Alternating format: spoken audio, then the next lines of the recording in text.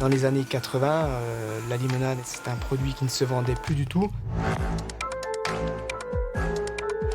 C'est mon père qui a su prendre vraiment un virage important à ce niveau-là. Ben, je voulais pas être la génération qui arrête.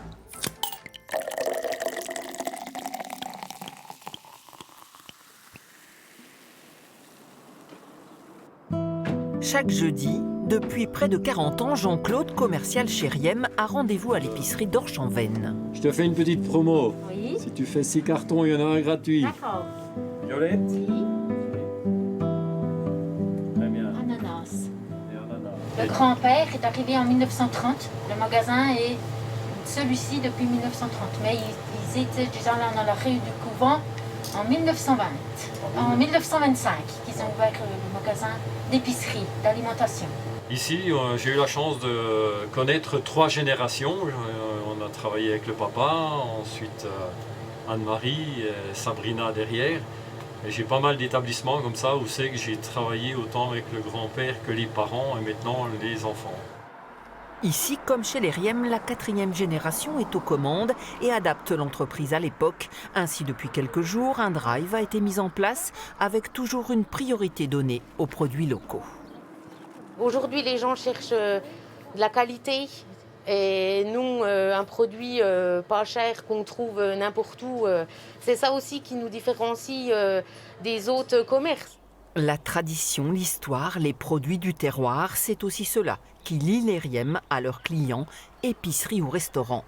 À la fois fermé auberge, tenu par les taillards depuis plusieurs décennies, le Cœur des Fins est l'un des plus vieux clients de la maison. T'as repris directement derrière Oui, voilà, derrière ta j'ai grand-mère. pris derrière ma grand-mère. Après, il y avait ma maman, mes parents qui ont aidé ma grand-mère et qui m'ont aidé moi. Mais voilà, c'est vrai que dans le restaurant à proprement parler, ça saute une génération, quoi. Mais c'est ça qui est chouette, c'est comme avec ton papa et tout, de revoir les clients, toutes ces histoires qui se passent dans ces lieux. Et qui sont... puis de garder une histoire et de reprendre derrière et puis de faire... L'un comme l'autre, vous avez gardé les recettes. La limonade, la croûte forestière, la verre, c'est pas rien, voilà.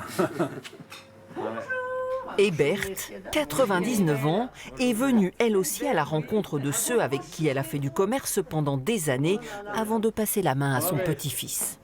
Alors là, il y a Jean-Claude. Vous me reconnaissez? Oh ben, tu sais, je ne vois plus rien. Ça Vous fait ne voyez plus rien, ben, c'est pas grave, vous m'entendez? à moitié. À moitié.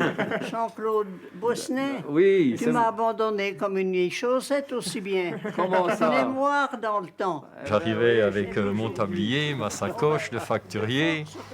On descendait à la cave. Elle me donnait la liste des produits qu'elle avait besoin. En plus, j'étais tout nouveau à la maison Riem. C'était une des premières clientes avec qui je travaillais. Et c'est vrai qu'elle impressionnait déjà. Et elle savait ce qu'elle voulait, mais en même temps, voilà, ça restait une ambiance familiale. On avait beaucoup travaillé avec Jean, nous. Oui, bien sûr. Hein? Voilà. Oui. C'était le conscrit de mon mari. Vous avez arrêté à quel âge, vous?